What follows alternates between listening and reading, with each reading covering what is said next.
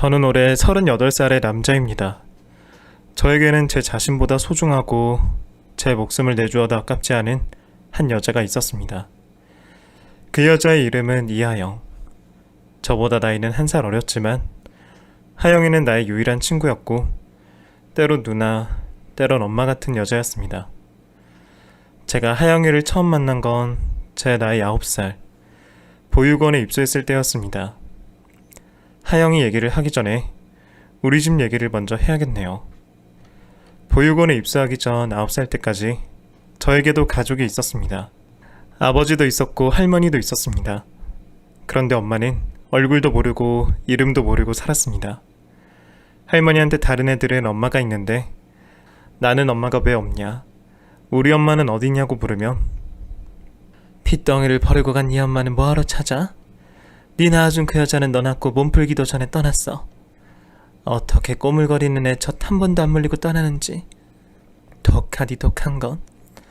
네 엄마 어디 있는지 알면 내가 가서 머리 끄댕이라도 잡아서 끌고 오지. 내가 이러고 있겠니? 지 새끼 버리고 간 것은 엄마도 아니니까 엄마 찾으려고도 하지 말고 생각도 하지 마라. 독한 건. 할머니 말에 의하면 엄마는 저를 낳고 3일 후에 떠났고 그 후로 저는 할머니 아버지와 함께 살았습니다. 아버지는 무슨 일을 하셨는지 집에 들어오는 시간이 일정하지 않았습니다. 어떤 날은 새벽에 들어오고 어떤 날은 아무데도 나가지 않고 하루 종일 집에만 있었습니다.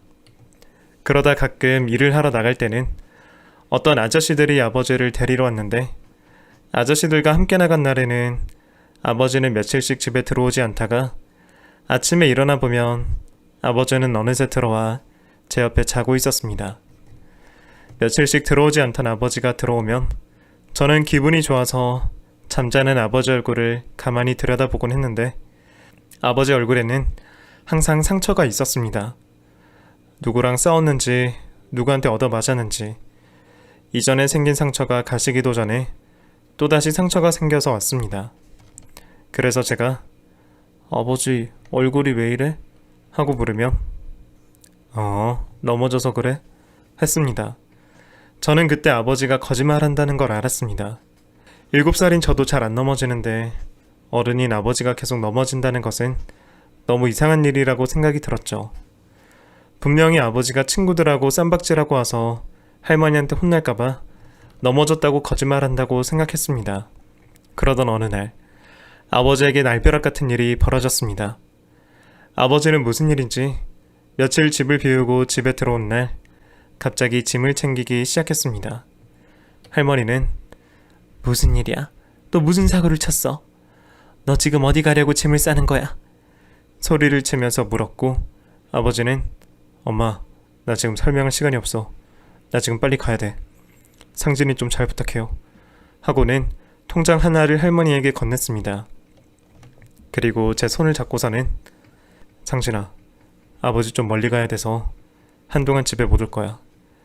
나중에 아버지가 꼭 데리러 올 테니까 할머니 말씀 잘 듣고 있어. 공부 열심히 하고. 아버지 간다. 아버지 할 말만 하고 도망치듯 나가버렸습니다. 저는 그 순간 왠지 지금 아버지가 나가면 영원히 못 볼 것 같은 기분이 들었습니다. 아버지 어디가? 아버지 가지마. 저는 아버지를 부르며 아버지를 따라갔고 대문 밖을 나간 순간 저는 너무 놀라서 그 자리에서 한 발자국도 움직일 수 없었습니다. 아버지는 어떤 아저씨들에게 양쪽 팔이 붙잡혀서 봉고차 같은 차에 오르고 있었습니다. 저는 아버지에게로 달려갔습니다. 그러자 어떤 아저씨 한 명이 저를 가로막아서서 아버지에게 가지 못하게 했습니다. 이거 나요. 나 아버지한테 갈 거예요. 이거 나요. 아버지 어디가? 상진이도 갈래. 아버지 어디가? 그러자 아버지는 차 안에서 뭐라고 얘기를 하는 듯 했지만 창문이 닫혀 있어서 아버지 말소리는 들리지 않았습니다. 저는 저를 막아서는 아저씨 앞에 앉아서 아버지한테 갈 거라고 떼를 쓰며 울었고 할머니는 저를 안고 들어가자 하며 저를 집으로 데려갔습니다. 그때가 제 나이 7살 가을, 아버지를 본 마지막 날이었습니다. 그 후로 저는 할머니하고 둘이 지냈는데 할머니는 아버지가 언제 올지 모른다며 항상 문을 열어두고 주무셨지만 아버지는 돌아오지 않았습니다. 할머니는 단 하루도 편히 잠들지 못하는 것 같았습니다. 날마다 한숨이었고 밤마다 뒤척였습니다. 저는 아버지 언제 오냐고, 아버지 보고 싶다고 몇 번이고 물어봤지만 할머니는 그때마다 한숨뿐 아무 대답도 없었습니다. 할머니와 제가 사는 집은 너무나 조용했습니다. 할머니는 근처 식당에서 설거지하는 일을 하러 나가면 저는 하루 종일 혼자 집에 있었습니다. 할머니가 차려놓은 밥을 먹고 혼자 텔레비전을 보고 혼자 놀다 잠이 들었습니다. 할머니가 일을 마치고 들어오는 시간이 하루 중 제일 기쁜 시간이었지만 그렇다고 할머니가 들어와도 크게 달라지는 건 없었습니다. 할머니는 집에 들어오면 늘 그렇듯 저녁을 차려주고 멍하니 넋이 빠진 듯 텔레비전만 보다가 잠이 들었습니다. 그렇게 몇 달이 지나고 저는 초등학교에 입학하게 되었습니다. 집에만 있다가 초등학교에 입학한 저는 학교도 가고 친구도 생기니 너무 기분이 좋았습니다. 친구가 우리 집에 놀러 오기도 하고 놀이터에 같이 놀기도 해서 할머니가 늦게 들어와도 심심하지 않았습니다. 저는 날마다 신나는 날이었지만 할머니는 여전히 말이 없었고 한숨만 쉬었습니다. 그러던 중 할머니는 무슨 생각인지 새벽마다 교회에 기도를 하러 다녔습니다. 설거지하고 오면 온몸이 두드려 맞은 듯 몸살이 나고 아프다고 했지만 다음날 끙끙거리면서도 일어나 기도는 절대 빠지지 않았습니다. 할머니는 새벽에 기도를 갔다가 제가 학교 가기 전에 들어와서 저를 깨우고 아침밥을 챙겨주셨는데 하루는 눈을 떠보니 기분이 너무 이상했습니다. 평소와는 다르게 해가 방 한가운데까지 들어와 있었고 학교 갈 시간이 지나도 한참 지난 것 같았습니다. 그때 제가 시계를 정확히 볼 줄 몰랐지만 시계를 보니 작은 바늘이 숫자 10을 넘어갔으니 10시가 넘은 건 알겠더라고요. 8시만 넘으면 학교로 나섰는데 이거 큰일이다 싶어서 저는 할머니 어딨어? 나 학교 가야 돼! 하고 소리를 질렀습니다. 그런데 집안은 너무나 조용했습니다. 저는 그제야 할머니를 찾아다녔지만 할머니도 할머니 신발도 보이지 않았습니다. 저는 갑자기 눈물이 왈칵 쏟아졌습니다.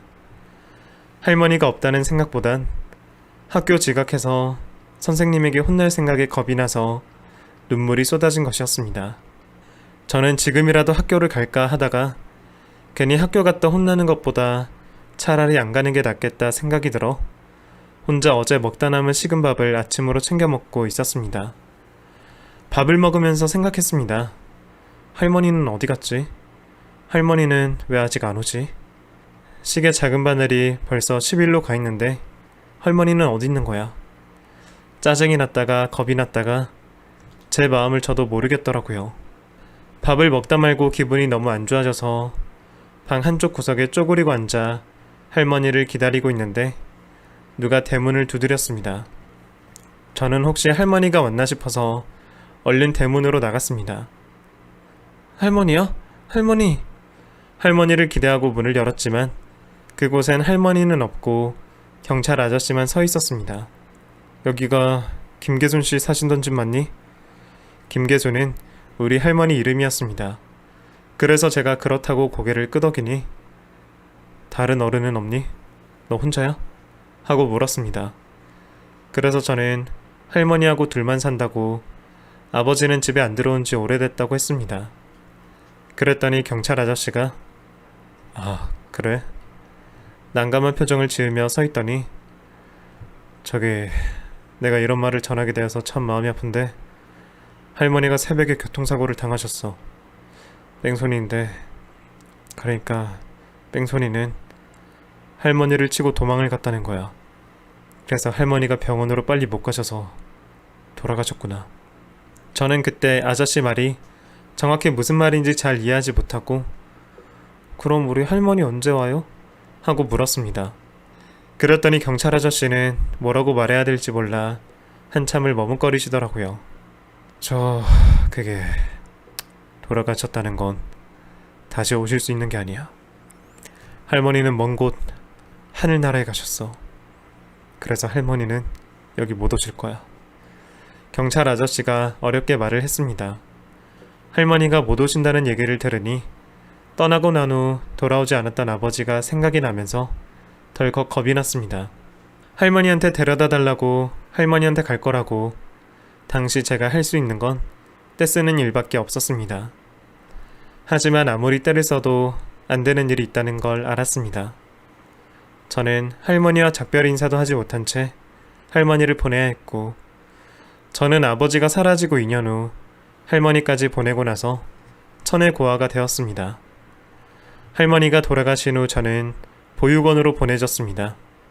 그곳은 낯설고 두려운 곳이었습니다. 당시 그곳의 보육원생 72명에 교사는 단 2명이었습니다. 그곳은 학교와는 또 다른 곳이었습니다. 이유야 다르겠지만 모두 가족에게 버림받은 상처가 있는 아이들만 모인 곳이었습니다. 욕설과 폭력이 일상이었고 나이와 주먹으로 위계 질서가 정해지는 곳이었습니다. 9살의 보육원이 아닌 가정에서 살다 온 아이가 감당하기엔 너무나 벅찬 곳이었습니다. 저도 그렇게 곱게 살았던 건 아니지만 갓난아기 때부터 보육원에 버려져 살아온 아이들 눈엔 제가 온실 속 화초처럼 보였을 겁니다. 아무것도 안 해도 맞아야 했고 가만히 있어도 발로 밟혔습니다. 제 얼굴은 점점 매일 쌈박질하고 들어왔던 아버지 얼굴처럼 변해 있었고 아버지처럼 얼굴에 상처가 가실 날이 없었습니다. 감히 울음소리도 맘대로 못 내고 혼자 눈물을 속으로 삼키고 있을 때 유일하게 저를 달래주고 말 걸어준 사람이 있었습니다. 그 사람이 바로 저보다 1살 많은 하영이었습니다. 하영이는 태어난 지 얼마 되지 않아 바구니 속에 담겨 보육원 앞에 버려졌다고 했습니다. 하영이는 보육원에서 걸음마를 배웠고 말을 배웠고 사회를 배운 아이지만 다른 애들과는 달랐습니다. 하영이는 그 중에 제일 밝고 성격이 좋은 아이였습니다. 그래서 위로도 아래 동생들과도 무난하게 잘 지내고 있었고 왜 그런지 몰라도 모두들 하영이에게는 함부로 하지 못했습니다. 하영이는 보육원에 적응 못해서 힘들어하는 제 옆에 늘 있어주었는데 하영이가 저를 챙겨준 이후로 아이들의 괴롭힘도 점점 줄어들었고 저도 보육원에 조금씩 적응하게 되면서 저는 보육원의 식구가 될 수 있었습니다. 하영이는 마치 저의 보호자 같았습니다.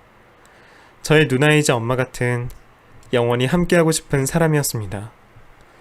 그렇게 하영이와 함께한 보육원 생활을 뒤로하고 저는 18살이 된 후 보육원을 퇴소했습니다.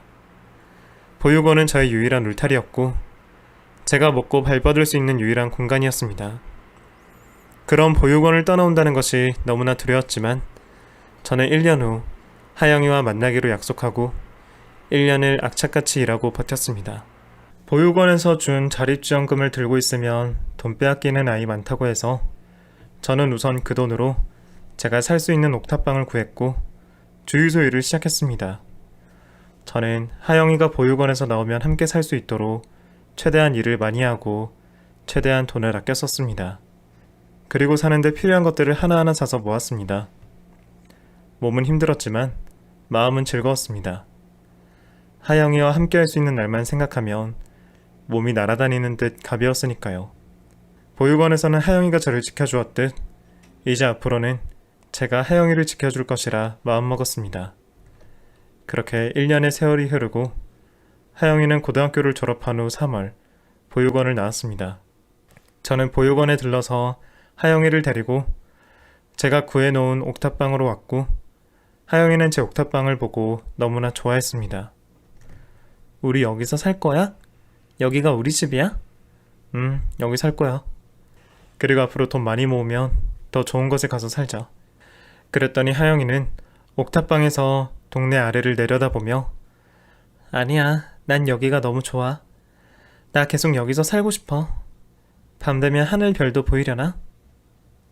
야경도 보이겠다. 어떻게 이런 곳을 구했어? 나 너무 행복하고 꿈만 같아. 하영이가 좋아하는 모습을 보니 저도 너무나 기뻤습니다. 하영이와 저만의 보금자리, 옥탑방 생활이 시작되었습니다. 하영이도 저도 열심히 일하고 열심히 돈을 벌었습니다. 우린 가진 것 하나 없이 시작했기 때문에 앞으로 올라설 일만 있었습니다. 그렇게 2년쯤 지났을 때 하영이가 며칠간 제 눈치만 보고 있었습니다. 분명 무슨 얘기를 하고 싶은 눈치인데 말도 안 하고 있기에 하영아 왜 그래? 무슨 할 말 있어? 하고 물었죠. 그랬더니 하영이가 한참 뜸을 들이면서 얘기를 하더군요. 상진아, 나 생리를 안 해. 혹시 임신한 건 아닌지. 저는 너무 놀라서 물었습니다. 뭐? 임신? 아기를 가졌다는 거야? 내 아기? 그럼 우리도 아기가 생긴 거야? 그랬더니 하영이는 얼굴이 빨개지더니 아직 확실히는 모르지만 아마도 했습니다. 하영이는 생리 안 한 지가 2달이나 되었는데 처음에는 피곤해서 그러나 보다 했는데 아무래도 임신이 맞는 것 같다고 약국에서 테스트기를 사봐야겠다고 하더라고요. 너는 여기 있어. 너는 아기를 가졌을지도 모르니까 몸 조심해야 돼. 내가 다녀올게. 저는 비탈진 골목을 달려내려가 마을 아래 약국으로 가서 임신 테스트기를 사가지고 왔고 하영이가 소변 검사를 해본 결과 빨간 2줄, 임신이라고 테스트기가 말해주고 있었습니다. 저는 너무 기뻐서 하영이를 번쩍 들었다가 볼에 입을 맞추었다가 하영이를 꼭 끌어안았습니다. 하영아, 고마워. 내 아이를 임신해줘서 너무 고마워. 나도 드디어 진짜 가족이 생겼어.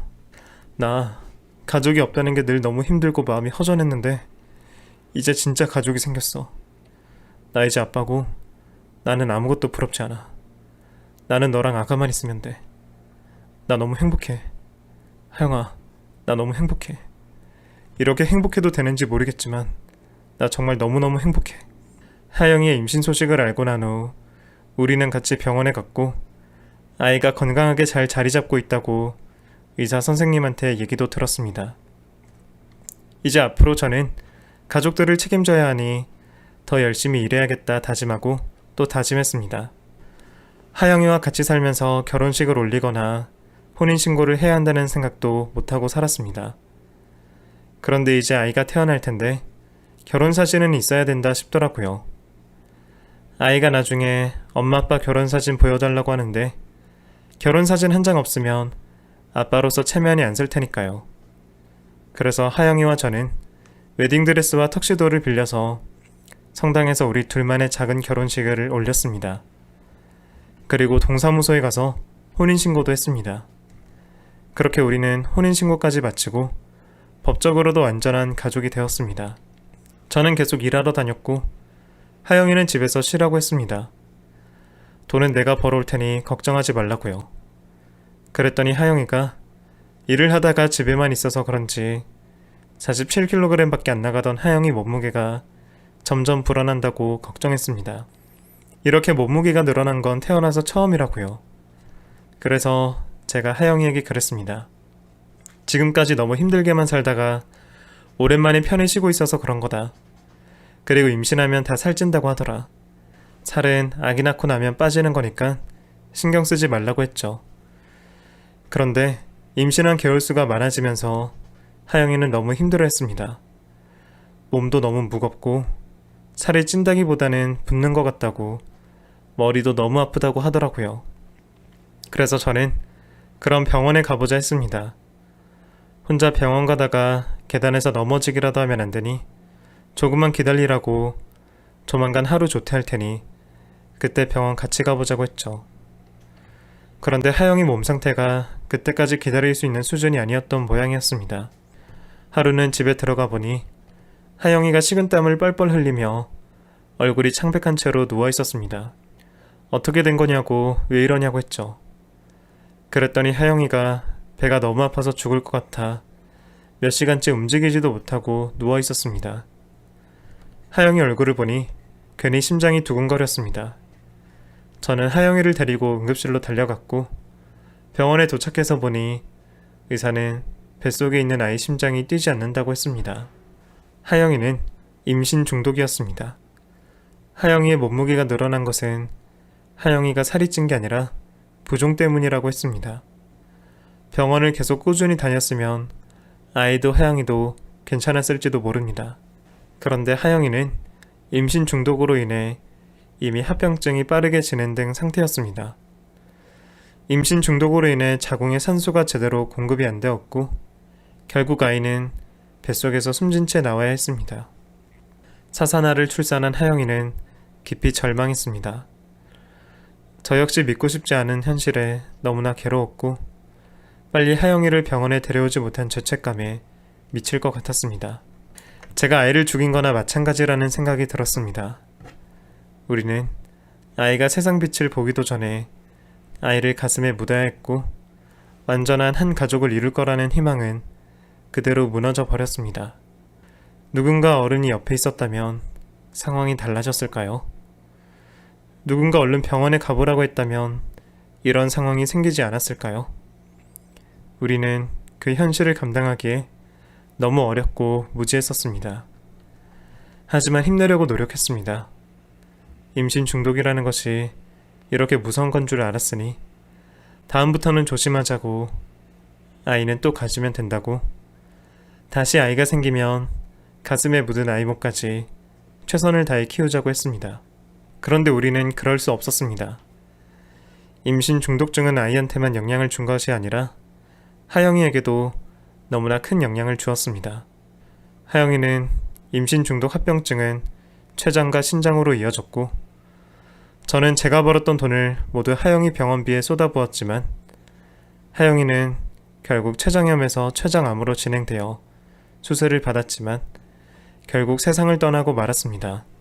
하영이가 떠나보낼 때 그 심정은 아이를 떠나보내는 것과는 너무나 달랐습니다. 온 세상이 어둠으로 물들었고 하늘이 무너져 내려 숨을 쉴 수도 일어설 수도 없었습니다. 세상 모든 것이 무섭고 두려웠습니다. 아버지가 갑자기 누군가에게 잡혀가던 날, 할머니가 돌아오지 않았던 날, 그때 공포가 다시 저를 덮쳤습니다. 그때는 몰랐지만 시간이 지나고 생각해보니 그때 저는 공황장애에 시달렸던 겁니다. 제가 누워있는 이 건물이 곧 무너져 내릴 것 같았고 갑자기 공기가 사라져 숨을 쉴 수 없을 것 같았고 저는 곧 죽을 것 같았습니다. 저는 아무것도 할 수가 없었습니다. 그리고 아무것도 하고 싶지 않았습니다. 웨딩드레스를 입고 환하게 웃는 하영이 사진을 보니 가슴이 미어졌습니다. 내가 사랑하는 사람은 다 나를 떠났습니다. 내 아버지도 내 할머니도 내 아이도 그리고 내 사랑하는 하영이도 그렇게 떠나버렸습니다. 누군가를 만나면 그 사람에게 정을 붙이게 될까봐 아무도 만나지 않았습니다. 제가 정을 붙이고 사랑하면 모두 그렇게 떠나고 죽어갔으니까요. 저는 아무것도 하지 않고 떠들며 방황했습니다. 배고프면 쓰레기통에 누가 먹다 버린 것을 주워 먹었고 밤이고 낮이고 아무런 의욕 없이 길바닥에 그대로 누워만 지냈습니다. 그렇게 모든 걸 포기하고 나니 오히려 마음이 편해지는 것 같았습니다. 하지만 문득문득 아이와 하영이의 죽음이 떠올라 가슴을 콕콕 찔러댔습니다. 그럴 때는 밥도 먹지 않았습니다. 아무것도 안 하고 아무 생각도 하지 말아야 했습니다. 안 그러면 또다시 죽을 것 같은 공포가 밀려들었으니까요. 그렇게 저는 10년 가까이 노숙을 하며 세월을 보냈습니다. 그러던 어느 날 무료급식을 받으러 가기 위해 무거운 몸을 이끌고 급식소로 향하고 있었습니다.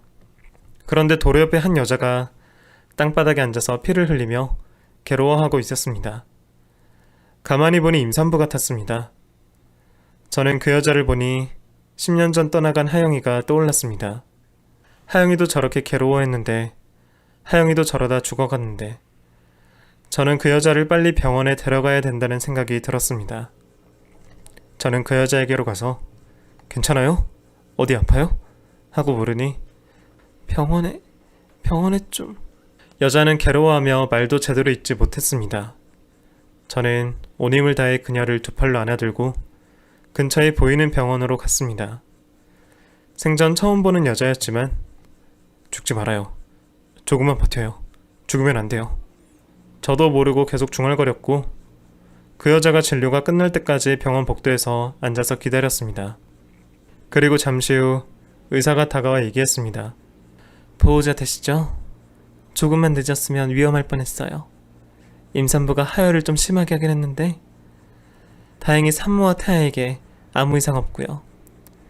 출산할 때까지 최대한 안정을 취하고 무조건 쉬도록 해주어야 합니다. 보호자가 잘 돌봐주세요. 저는 보호자가 아니라고 얘기를 하려고 하는데 의사는 벌써 저만큼 가버렸습니다. 저는 그 여자가 있는 곳으로 가보니 그 여자는 잠이 들었는지 눈을 감고 있었습니다. 저는 속으로 무사해서 다행이다. 아이 건강하게 낳으세요. 혼잣말을 하고 돌아서 나왔습니다. 그러자 뒤에서 저기요 하고 여자가 부르더라고요. 그래서 저는 발길을 멈추고 돌아보니 살려주셔서 감사합니다. 도움이 없었다면 저와 아이는 잘못됐을지도 몰라요. 정말 감사합니다. 인사를 하더군요. 그래서 저는 그 여자에게 다가가 의사한테 들었던 말을 전했습니다. 앞으로 푹 쉬어야 된대요. 무조건 안정을 취해야 한다고 하니 남편한테 연락하시고 도움 많이 받으세요. 그럼 전 이만. 인사를 하고 돌아서려는데 남편 없어요. 남편이 폭력이 너무 심해서 도망쳐 나왔어요. 그 여자는 자기 이야기를 꺼냈습니다. 그대로 있으면 죽을 것 같아서 남편한테서 도망쳐 나왔어요. 그런데 도망쳐 나온 후에 제가 임신한 걸 알았어요. 하지만 남편에게 연락하지 않았어요. 연락하면 또 저를 죽이려고 들 테니까. 아빠라고 있어봐야 아이까지 위험한지 모르니까요. 그래서 저 혼자 살아요. 보육원에서 살다 나와서 가족도 없어요. 그래서 부탁드릴 게 있어요. 너무 죄송한 부탁이지만 저 아무래도 혼자 태어나기가 힘들 것 같아요. 몸도 너무 무겁고 또 하혈하게 될까봐 겁도 나고요. 태어나면 집까지만 좀 바래다 주시면 안 될까요? 그 순간 저는 갈등했습니다. 마음은 거절해야 한다고 했지만 발은 움직이지 않았습니다. 저는 결국 그 여자를 퇴원시켜 집까지 바래다 주었고 그녀가 아이를 무사히 낳을 때까지만 무슨 일은 없는지 혹시 하영이처럼 아파서 쓰러져 있지는 않은지 찾아가 보았습니다. 그렇게 그 여자는 석 달 후 무사히 아이를 출산하게 되었고 그 여자도 건강한 상태였습니다. 태어난 아이를 보는데 코끝이 찡하면서 눈물이 핑 돌았습니다. 금방 태어난 아이는 저런 모습이구나. 저 작은 손에 손가락이 다 있고 저렇게 작은 얼굴에 눈, 코, 입이 다 있구나. 보면 볼수록 신기했습니다.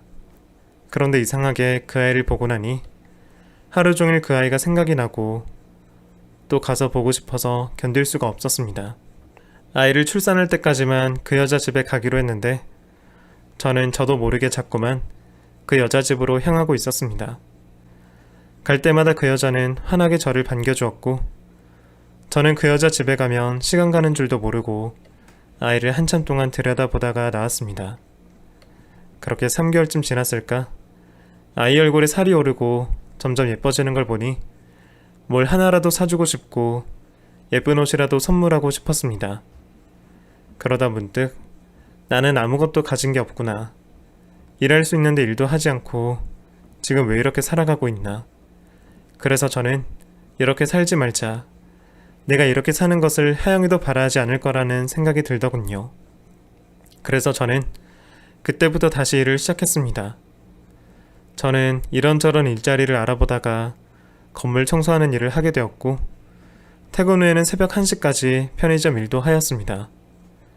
그렇게 첫 월급을 받고 저는 아이의 옷 2벌과 기저귀를 사들고 그 집을 찾았습니다. 제가 사간 옷을 보고 그 여자는 눈에 눈물이 맺히더니 아무 말도 못했습니다. 별거 아니에요. 그냥 아이가 너무 예뻐서 사주고 싶었어요. 아이 때문에 제가 10년 가까이 한 노숙 생활을 끝내고 일을 다시 할 수 있게 되었고요. 인간같이 다시 살 수 있게 해주셔서 고맙습니다. 혜란 씨를 만나지 않았으면 저는 죽을 때까지 노숙자로 살다 죽었을 거예요. 그러자 그 여자가 그러더라고요. 지금까지 누구한테 선물을 받아본 건 처음이에요. 너무 예쁘네요. 옷이 천사날개처럼 너무 예뻐요. 너무 고마워요. 그 여자는 얘기를 하는 동안 목이 메어 말을 잇지 못했습니다. 아이를 낳고 나서 나를 낳아준 얼굴 모르는 엄마도 생각나고 아버지도 생각나고 엄마 아버지가 계셨으면 아이를 보고 손주라고 예뻐했을까? 남편을 제대로 된 사람을 만났더라면 둘이서 아이를 들여다보며 행복했을까? 별별 생각이 다 들었어요.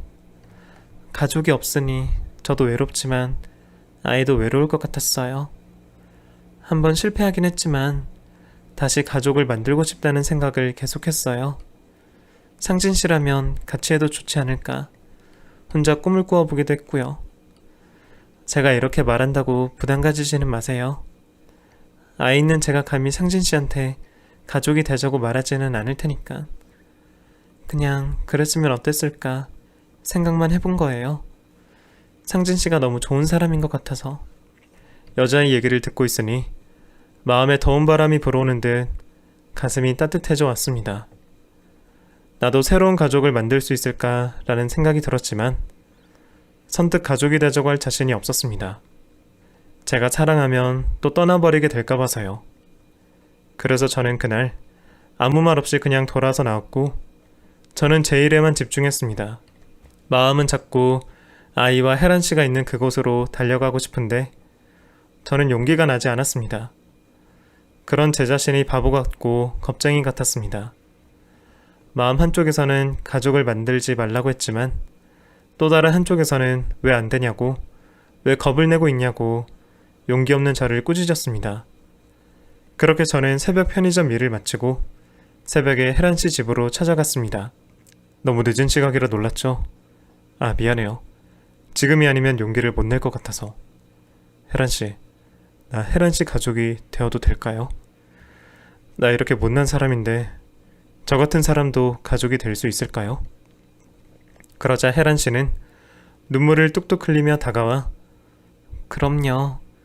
저 같은 사람도 괜찮으시다면요. 얘기를 하며 저를 안아주었습니다.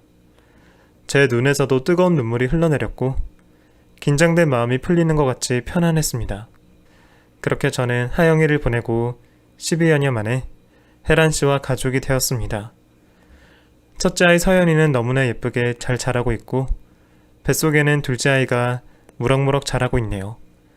한 번은 떠나보냈지만 두 번은 절대로 떠나보내지 않을 거라고, 우리 가족 영원히 지켜나갈 거라고 오늘도 다짐하고 있습니다. 그리고 하늘에서 하영이가 제 행복을 빌어줄 거라, 우리 행복을 지켜줄 거라 믿고 있습니다. 우리 가족 오래오래 행복할 수 있겠죠? 응원해 주시길 바랍니다. 긴 얘기 들어주셔서 감사합니다. 모두들 행복하시고 건강하세요.